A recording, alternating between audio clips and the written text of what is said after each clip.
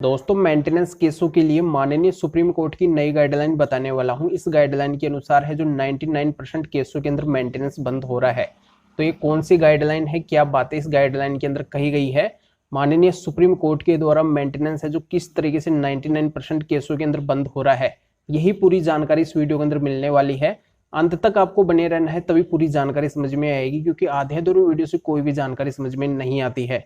तो अंत तक बने रहिए, पूरी गाइडलाइन की जानकारी का फायदा उठाइए। पहले आप इस वीडियो को लाइक कर दीजिए। वीडियो को देखने के बाद में आपको इस वीडियो को शेयर भी करना है।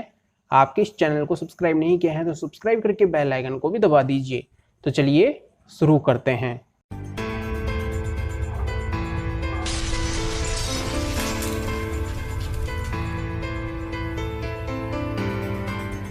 इस गाइडलाइन से पहले बहुत से लोगों का ये कहना हो रहा था कि कोर्ट यहाँ पे पति की कुछ भी नहीं सुनती है, पत्नी का यहाँ पे मेंटेनेंस बन ही जाता है। यानी कि चाहे आप कितना कुछ भी कर लो, कोर्ट तो यहाँ पे पति के ऊपर मेंटेनेंस लगा के ही रहेगी। पर यहाँ पे ये गाइडलाइन आ रही है तो इस गाइडलाइन के अनुसार है जो अब 99% केसों के अंदर मेंटेनेंस है जो पूरी तरह से बंद हो रहा है। तो किस तरीके से बंद हो रहा है, देखो यहाँ पे अगर पत्नी कोई भी किसी भी तरह के झूठ का अगर सहारा लेती है अपना मेंटेनेंस को प्राप्त करने के लिए, तो यहाँ पे देखो झूठी पत्नी है जो मेंटेनेंस नहीं ले सकती है। तो यहाँ पे अगर उस झूठ को पति उस मेंटेनेंस केस के अंदर उजागर कर देता है या फिर कोर्ट के सामने वो झूठ आ जाता है, तो यहाँ पे उस पत्नी का मेंटेनेंस है जो बिल्कुल भी नहीं बनेगा। क्योंकि यहाँ पे अगर वो झूठी है तो मेंटेनेंस क्यों लेगी, क्योंकि यहाँ पे देखो कानून में प्रावधान किया गया है कि अगर पत्नी की गलती नहीं है तो ही वो है जो पति से मेंटेनेंस ले सकती है। अन्यथा अगर उसकी गलती है तो गलत पत्नी का मेंटेनेंस बिल्कुल भी नहीं बनेगा। क्योंकि पत्नी का ये कर्तव्य होता है कि अगर देखो उसकी शादी हो रही है, यहाँ पे वो पत्नी बन रही है, तो वो अपने पति के साथ में रहे, अपने ससुराल के अंदर रहे, पति के यहाँ पे जो भी सुख दुख है उसके अंदर वो साथ निभाए, उसका साथ ना छोड़े। ये कभी भी मेंटेनेंस केस के अंदर ये प्रावधान नहीं किया गया है कि पत्नी अलग रह के पति से मेंटेनेंस ले। यहाँ पे देखो आवश्यक सिचुएशन होती है, अगर पति की यहाँ पे गलती है, पति अगर उसको साथ नहीं रख रहा है, उसको घर से बाहर निकाल दिया है, यहाँ पे कुल मिला के पति की गलती है, तब उस पत्नी का मेंटेनेंस बनता है। इस लेवल पे पत्नी का मेंटेनेंस बिल्कुल भी नहीं बनता है कि यहाँ पे अगर पति की गलती है ही नहीं और पत्नी यहाँ पे बिना वजह अगर पति से मेंटेनेंस लेना चाहे तो मेंटेनेंस नहीं ले सकती है।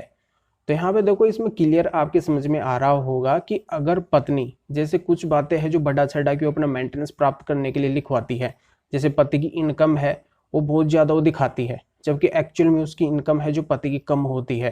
यहाँ पे पत्नी है जो अपनी कई सारी बातें छिपाती है। अगर मान लो एजुकेटेड है, पढ़ी लिखी है, तो वो बात है जो कोर्ट के सामने शो नहीं करेगी। या फिर वो कोई जॉब कर रही है, कोई काम वो कर रही है, उसको यहाँ पे अर्निंग हो रही है, उसकी इनकम हो रही है, तो भी वो कोर्ट के सामने शो नहीं करेगी। तो ऐसी कई सारी बातें होती है जो पत्नी कोर्ट से छिपाती है या फिर कोर्ट को गुमराह करती है, फिर कोर्ट के अंदर झूठ का सहारा लेती है और उस मेंटेनेंस केस के अंदर इन बातों का एफिडेविट भी लगाती है।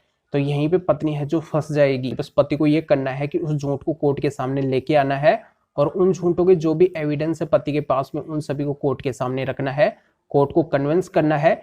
और यहाँ पे सीआरपीसी 340 जो सेक्शन है उसका भी प्रावधान किया गया है कि पत्नी अगर इस तरीके से एफिडेविट के अंदर झूठ बोलती है तो उसके ऊपर सीआरपीसी 340 की कार्रवाई भी की जा सकती है, जैसा कि आप सभी को पता है। तो इस तरीके से पत्नी का मेंटेनेंस है जो रुक जाएगा और उसके ऊपर कार्रवाई होगी वो अलग है। और अगला इस गाइडलाइन के अंदर ये भी कहा गया है, जैसा कि पत्नी के लिए मेंटेनेंस लेने के लिए कई कानून बने हुए हैं। 125 सीआरपीसी में भी वो मेंटेनेंस ले सकती है, फिर डीवी के अंदर भी वो मेंटेनेंस ले सकती है, एचएमए सेक्शन 24 के अंतर्गत भी वो मेंटेनेंस ले सकती है। तो यहाँ पे पत्नी को अगर एक मेंटेनेंस केस के अंदर सफिशिएंट मेंटेनेंस मिलता है जिससे अपना गुजारा है जो आराम से कर सकती है, तो अन्य किसी भी मेंटेनेंस केस के अंदर अपना मेंटेनेंस नहीं ले सकती है। इस तरह से पत्नी है जो केवल एक ही मेंटेनेंस केस के अंदर मेंटेनेंस ले सकती है। इस गाइडलाइन के आने से 99% झूठे मेंटेनेंस केसों के अंदर पत्नी का मेंटेनेंस है जो बंद हो रहा है। तो इस गाइडलाइन का लिंक है जो इस वीडियो को डिस्क्रिप्शन के अंदर दिया गया है, आप वहां पे क्लिक करके उसको अच्छी तरह से रीड कर सकते हैं, जान सकते हैं कि मामला क्या है। तो आप इस वीडियो को जरूर लाइक करिए और शेयर भी करिए जो और लोगों तक ये जानकारी पहुंच सके। तो फिर आगे मिलेंगे आपसे नए वीडियो नए टॉपिक के साथ में। आप सभी का बहुत बहुत धन्यवाद।